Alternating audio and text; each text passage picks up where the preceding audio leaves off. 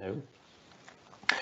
The emergence of right-wing populism in the 21st century raises the specters of fascist regimes of the 20th century.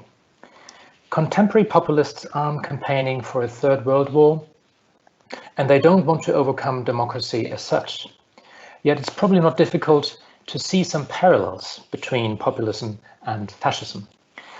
Extreme nationalism, cult of the leader, sexism, irrational and wholly unrealistic proposals, systematic lying, and many other such things point to some sort of common ground which makes the discussion of both together worthwhile. The more I think about these tendencies and the historical precedents, the more I think that current theories and methods, including the work I have used to do, may be insufficient. We social scientists and linguists should start to be interested in desire and affect as something that drives not only populism and fascism, but many discursive phenomena. And in fact, that's something that in my earlier studies around polyphonic pragmatics or the social history of intellectuals in France never came up. So, I mean, this interest really has emerged as a response to these new challenges of an empirical object, and I see myself as a thoroughly empirical social researcher. Desire and affect are important notions in psychoanalysis, and many of us will think it's difficult to use such a term, and many will think it's maybe not a very scientific term, and I agree. It is very difficult to account for desire and affect as empirical objects. So in the following, what I want to do is I want to suggest a few ideas, define some concepts so that we can understand why it is important to account for these dimensions of discourse. I will take inspiration from work on fascism of the 30s and 40s, especially around critical theory, which was influenced by psychoanalysis and Marxism. And I will also think about how to modernize those vocabularies and theories so as to apply them to contemporary populism. I will also try to show some examples to discuss how the question of desire and affect can be shown and analyzed in linguistic material. And so I will start with a more theoretical part in order to go on to a more, analytical part. Fascist propaganda of the first half of the 20th century was studied by a number of German emigres and US-based scholars, including Hannah Arendt, Harold Laswell, and Theodor Adorno. All of these early social scientists were deeply aware of collective dynamics, which fired up the dark sides of human psychology. And I want to cite especially critical theorists such as Theodor Adorno, Max Horkheimer, Walter Benjamin, Wilhelm Reich, Erich Fromm, and they're all inspired to some degree or another by Freudian psychoanalysis, as well as Marxism, and their entry point into fascism was the limits of human reason. I want to cite Adorno's work as an example of how to connect work on psychology, that is on personality and mentality, with a work on social historical change. Adorno is aware of both the psychological and the social historical dimensions of fascism. In Adorno's view, people have certain personality traits acquired in early childhood, and discourses propaganda, that is the repetition of discourses, may trigger people with an authoritarian character to fall in line with fascist ideologies and to blindly follow their leaders. Adorno also put emphasis on the ever-growing grip of capitalism in everyday life, and he understands capitalism as a system that administers social relationships and streamlines what people think and feel. For Adorno, fascism in Europe is an extreme and violent form of alienation in a world where everything has become exchangeable and instrumental. Yet he's also critical of the emerging culture industry in the US, which he finds stultifying and stifling critical thought. And therefore, with his colleague Max Horkheimer, he became deeply skeptical about the very possibility of a place for authentic critique in the contemporary world. I don't think that Adorno is an easy reference in today's postmodern world. We may perceive him as a deeply pessimistic scholar who gives some lessons about what he thinks is valuable or not. But in fact, I think he might be more interesting for us today than he seems to at first sight. And I think what's really important is to understand that he was really aware of the fundamental socio-historical nature of rationality and the way that we feel and think about the world. So the very thinking, the rationality that we use in our thinking is very much shaped by the socio-historical context, and we're all part of it. So there's no getting out of society in order to have a look from outside. And this is exactly the kind of socially reflexive idea of rationality, of reason, which I'm missing among the more recent generation of critical scholars, those that came onto the scene after the war. When the fascist governments and movements had collapsed in the mid-20th century, the study of fascism gradually gave way to a critique of media and communication systems in liberal democratic societies. Some examples come to mind, for example, Jürgen Habermas, who argues that life worlds are colonized by markets and bureaucracies, and therefore the spaces where we can engage in free and rational debate have narrowed. In a similar, kind of similar way, Chomsky in his propaganda model sees a media machine at work which aligns the masses with the values and interests of a political military complex.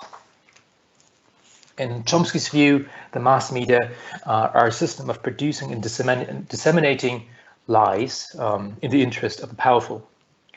And finally, there's also critical discourse analysis, which likes to reveal hidden power structures in order to account for racist and nationalist discourses and to show how they respond to a certain power structure in the social context. As the experience of fascism receded into the past, those post-war discourse theorists have shifted their attention from the open and direct violence of authoritarianism and totalitarianism to the more subtle and consensual practices of exercising power in liberal governance. And the conjuncture of Foucault, of course, has responded to this increasing interest of the subtle practices of power in liberal democratic societies.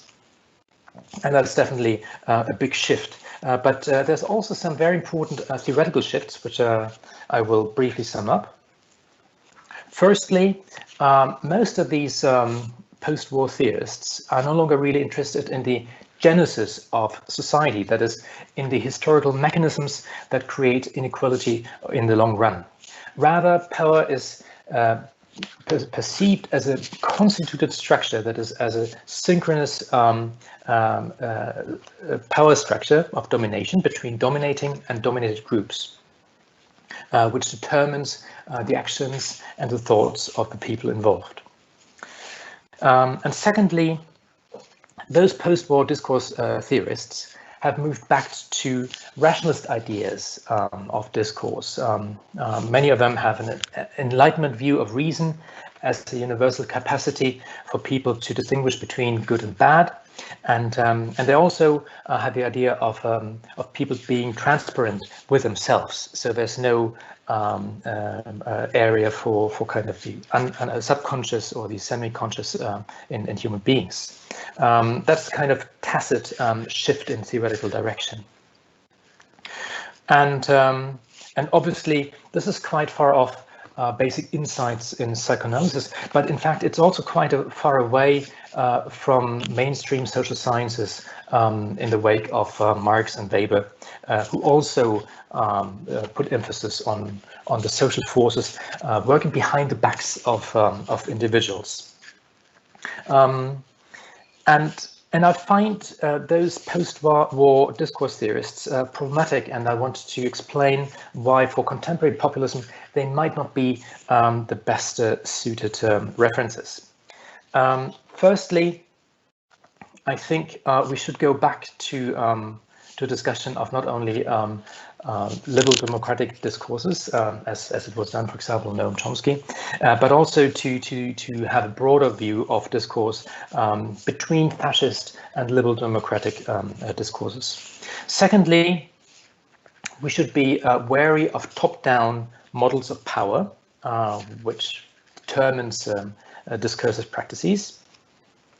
Rather, we should have a look into how social order discourses are constituted by the practices of all those who participate in discourses in the social process. So we should move towards a more bottom-up process so as to account for the many practices that are needed in order to create the big power structures. And thirdly, we should be aware of the limits of rationalism, especially when it comes to something like populism and fascism.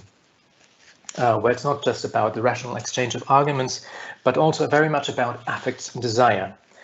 And what I want to do now is to think about how a modern framework can be articulated in order to account for populism in relationship to fascism. We certainly live in a much less violent world than we used to 100 years ago. And the idea of democracy is very widely accepted. And that's why theorists like Deleuze-Guattari came up with the idea of microfascism. Microfascism is a kind of everyday resentment that is not necessarily ideological. It doesn't necessarily point to a certain value or a political direction, orientation between left and right, for example. It's more like a kind of spontaneously felt emotion about others. And I think this is a quite useful concept to account for the continuing presence of fascist phenomena in non-fascistic societies. And I want to define microfascism as a desire that is directed to other desires. Now, that's perhaps a bit abstract. What I mean, for example, is when we see somebody crossing a red light and pester against these people, right? And that's not about really an exchange of arguments about why it is good or bad to cross the street at this moment when there's no car at all. It's much more about imposing our desire to put other desires in control. And that's the kind of idea of microfascism. It's very much an affective relationship to others and to the world. And I think that's a good starting point to think about some of the problems that I have in mind that I want to show you in a minute. So microfascism points to certain ways of deploying desires in everyday life, which are most of the time pre-ideological. But microfascism is needed for propaganda to work, because with the repetition of discourse, certain energies which are grounded in these microfascistic frameworks are activated. Identification is created with those who become active in discourse, and people are committed to identity projects. So in a way, microfascism can crystallize as a macrofascism, as Deleuze-Guattari put it. And this is what Hitler did in the first half of the century through the radio and the film industry, which were new media, which is, I think, very important, which allowed to circulate, to disseminate propaganda in totally unseen and unprecedented ways.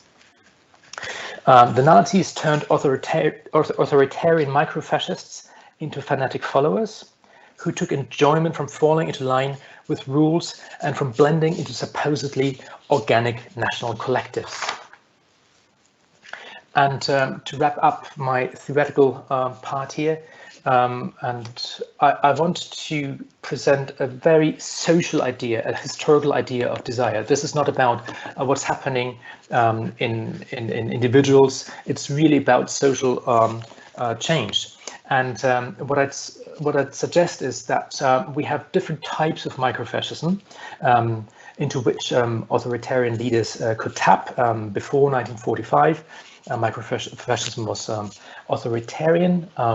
People took pleasure in subjecting others to abstract rules and from falling into line with abstract large masses. We see here those pictures of Nazis in Nuremberg, which are quite different from what we see today. I mean, below you see the Brexit march by Nigel Farage, which is really almost devoid of any aesthetic quality. We see that kind of colorful stuff in the Berlin demonstration against the masks a few weeks ago.